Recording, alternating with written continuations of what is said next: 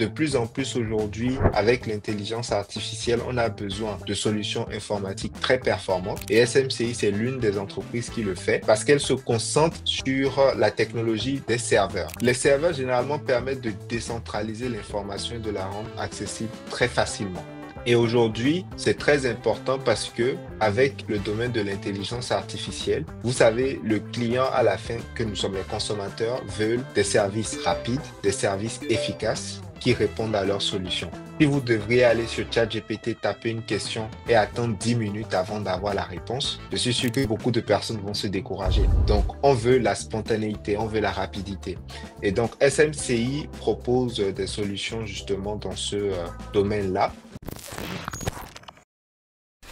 C'était une compagnie qui faisait son bonhomme de chemin sur les marchés boursiers. Donc, il a été introduit en bourse en 2007. Donc, ça date pas d'hier. Il a introduit le S&P 500 le 18 mars 2024 exactement. Avant d'arriver au crash qu'Hindenburg l'a fait subir, il était en passe de rentrer au Nasdaq. Et malgré tout ce qui s'est passé, il a quand même pu rejoindre le Nasdaq le 22 juillet 2024 exactement. Donc, voilà pour SMCI au niveau de son placement. Pour comprendre un peu l'importance qu'il a, vous savez que le S&P 500, ou ceux qui ne savent pas, c'est les 500 meilleures entreprises des États-Unis et on sait que plus de 56% des richesses passent dans la bourse américaine. Donc quand on fait partie du S&P 500, c'est déjà un sacré titre. Donc voilà, il en fait partie et il a rejoint également le Nasdaq, donc les 100 meilleures entreprises du secteur technologique américain. Justement, c'est sa performance qui le conduit à rentrer dans le S&P 500 et c'est sa performance qui le conduit également à rentrer dans le Nasdaq.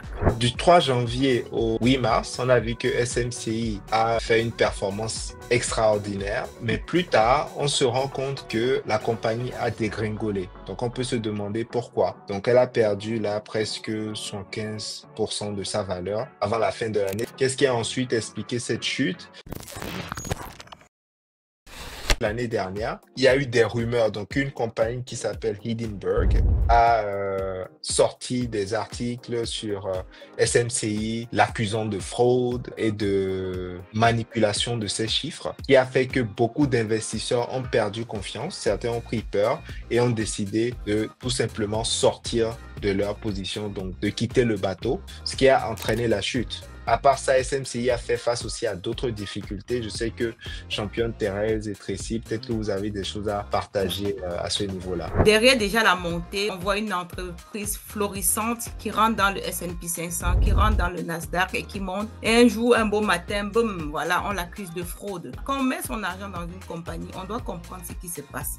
Donc, au-delà de la technique, on a la fondamentale. Donc, il y a eu ce premier problème. Là, c'est des questionnements. Maintenant, eux, à leur place, qu'est-ce qu'ils font? Ils doivent se défendre. C'est capital pour la survie de leurs entreprises.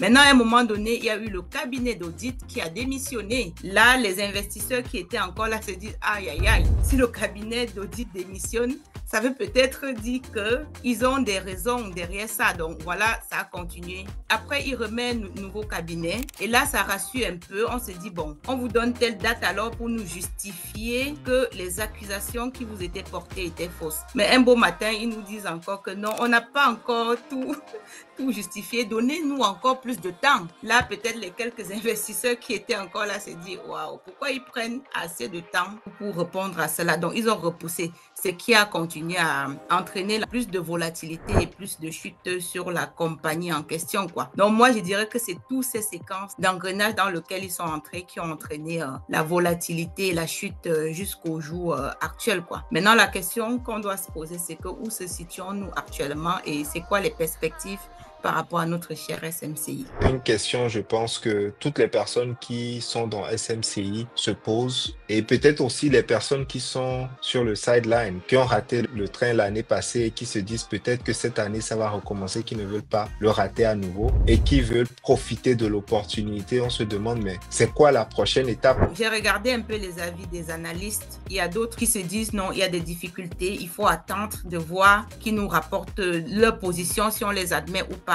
dans le Nasdaq. Il y a d'autres qui se disent plutôt que malgré toutes ces accusations, ils ont quand même un bon modèle d'affaires, ils ont des bonnes perspectives pour l'avenir. Donc du coup, on s'en va pour acheter, quoi. Et moi, je me suis dit, bon, avant, quand il était très haut, je n'étais pas dans SMCI. Maintenant, quand il a chuté, je me suis dit, bon, c'est une opportunité aussi pour moi de pouvoir me positionner avec tout ce que je lis, avec mon analyse personnelle. Hindenburg aujourd'hui n'est plus dans l'équation, bien que ce qu'elle avait communiqué a porté beaucoup de polémiques et justement beaucoup de doutes dans l'esprit des investisseurs qui a causé la chute de l'action. Aujourd'hui, SMCI demande plus de temps pour peut-être nous apporter des preuves convaincantes. Donc, dans l'éventualité où SMCI nous apporterait des preuves convaincantes, je pense que ça rassurerait les investisseurs qui vont se dire, heureusement qu'on a attendu, ou peut-être l'entreprise est vraiment solide, ou même les personnes qui sont sur le côté qui attendaient justement d'avoir un peu comme une assurance supplémentaire avant de se lancer. Donc ça, c'est la première éventualité. La deuxième éventualité aussi, c'est que peut-être que l'entreprise veut autant de temps parce que elle n'est pas tout simplement à jour. Peut-être qu'elle ne fait pas justement ses comptes de résultats comme il faut parce que tout le staff qui s'occupait du côté financier a été renvoyé de l'entreprise où ils ont démissionné, je ne sais plus exactement, et un autre staff est venu. Donc, le fait qu'il y ait un nouveau staff aussi fait que peut-être ils ont eu besoin d'un temps d'adaptation pour comprendre tout ce qui se passait dans l'entreprise et pour pouvoir justement aller au fond des choses pour fournir des documents.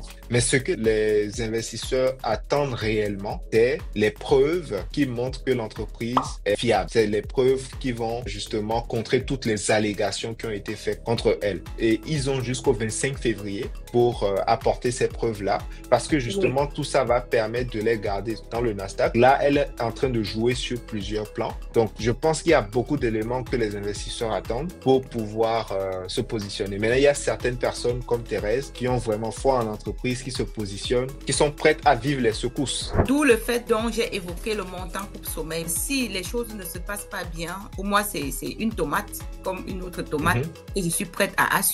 Mais tout au contraire, si les choses se passent plutôt bien, ce serait très très bénéfique vu que je suis allée en option. Maintenant, il y a une chose qui se passe cette semaine aussi, malgré les accusations, ils continuent à travailler au fait. On a renvoyé les earnings, mais cette semaine, SMCI a fait boum. Moi-même, je vois dans mon portefeuille parce que il fait un range, on peut dire, allant de 29 jusqu'à 30-35 $, quelque chose comme ça. Et cette semaine, il y a eu une nouvelle sur Blackwell par rapport à Nvidia, vu qu'eux aussi participent par rapport à la construction. Bref, ils avancent, ils ont annoncé des progrès par rapport à ce projet-là. Du coup, on a vu tous Nvidia, comment il s'est réveillé, et SMC aussi cette semaine. C'est une bonne chose, ils ne se découragent pas, ils continuent à travailler malgré que la fraude est venue s'aimer la panique.